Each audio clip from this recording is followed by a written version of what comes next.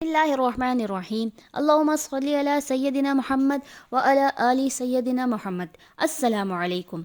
सूरह यासीन एक ऐसी सूरत है जिसे कसरत से लोग रोज़ाना पढ़ते हैं, लेकिन अक्सर लोग सूरह यासीन की क़िरात में एक ऐसी गलती कर जाते हैं जिसका इन्हें इल्म तक नहीं होता। वो गलती क्या है जिसे हम अनजाने में कर जाते हैं? 22वें पारे की आखिरी आयत का पहला और सूरह यासीन की 21वीं आयत का पहला लफ्ज़। अगर हम इस लफ्ज़ को देखें तो आयत के बाद अलिफ पर कोई हरकत नहीं, तो हम इसे क्या पढ़ेंगे? हम में से अक्सर लोग इस लफ्ज़ को अत्तबिउ पढ़ेंगे या पढ़ते होंगे, लेकिन असल में ये लफ्ज़ इत्तबिउ पढ़ा जाएगा। इत्तबिउ पर अक्सर हम गलती क्यों कर जाते हैं? वो इसलिए कि कुरान पाक में अलिफ लाम बहुत जगह आया है जिसको अरबी ग्रामर के मुताबिक ज़बर के साथ पढ़ा जाता है, जैसे अल्लज़ीना, अल्लती, अल्लज़ी। इस वजह से अक्सर लोग सूरह यासीन की तिलावत के दौरान लफ्ज़ इत्तबिउ को ज़बर के साथ पढ़ जाते हैं, जिसकी वजह से एराब में गलती हो जाती है तो माना भी तब्दील हो जाते हैं। सवाल यह है कि हम कैसे पहचानेंगे कि कोई लफ्ज़ जिसके शुरू में अलिफ आ रहा हो तो उस पर क्या एराब लगेगा और उस लफ्ज़ की अदायगी कैसे होगी?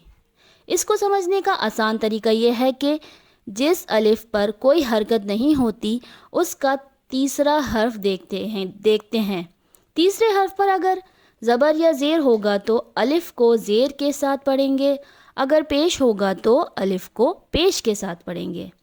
अब इस रूल को हम सूरह यासीन के इस लफ्ज़ पर लगाएंगे तो हम देखते हैं कि इस लफ्ज़ में तीसरे हर्फ पर ज़ेर है तो अलिफ को ज़ेर के साथ पढ़ेंगे, इसलिए इसे पढ़ेंगे इत्तबिउ।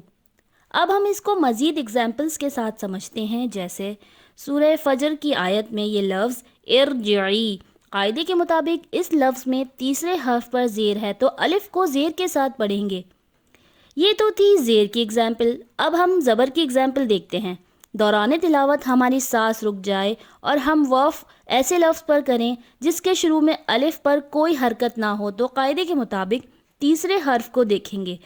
यहाँ तीसरे हर्फ पर ज़बर है तो अलिफ को ज़ेर के साथ पढ़ेंगे, जैसे इम्रअतुन। इम्रअतुन को हम तीसरे लफ्ज़ को देखेंगे। तीसरे लफ्ज़ पर ज़बर है तो हम अलिफ को ज़ेर के साथ पढ़ेंगे। पेश की एग्जाम्पल देखते हैं। सूरह तौहा की आयत का लफ्ज़ उशदुद। उशदुद को पेश के साथ पढ़ेंगे क्योंकि कायदे के मुताबिक तीसरे हर्फ पर पेश है तो अलिफ को पेश के साथ पढ़ेंगे, जैसे उशदुद। अब आपको अच्छे से समझ आया होगा कि बग़ैर एराब के अलिफ को कैसे पढ़ते हैं, लेकिन कुरान पाक में 5 अल्फाज ऐसे हैं जिन पर इन उसूलों का इतलाक़ नहीं होता। इन 5 अल्फाज के तीसरे हर्फ पर पेश है तो अलिफ पर भी पेश आना चाहिए, लेकिन अरबी ग्रामर के मुताबिक इन अलिफ को ज़ेर लगाकर पढ़ेंगे। जैसे वो अल्फाज ये हैं: इमशु, इक़दू, इत्तक़ू, ईतू, इब्नु। इन अल्फाज को हमें याद करना होगा। अगर इन अल्फाज और उसूल को याद रखना मुश्किल हो तो आयत पर वफ़ ना करें और दोनों आयत को मिला के पढ़ें। जैसे कि सूरह यासीन की ये आयत, वजाअ मिन अक़सल मदीनति रजुलुन यसअ क़ाल या क़ौम इत्तबिउल मुरसलीन इत्तबिउ मन ला यसअलुकुम अजरन वहुम मुहतदून। जैसे सूरह फजर की ये आयत, या अय्यतुहन नफ्सुल मुतमइन्नतु इरजिई इला रब्बिकी रादियतम मर्दिय्यह।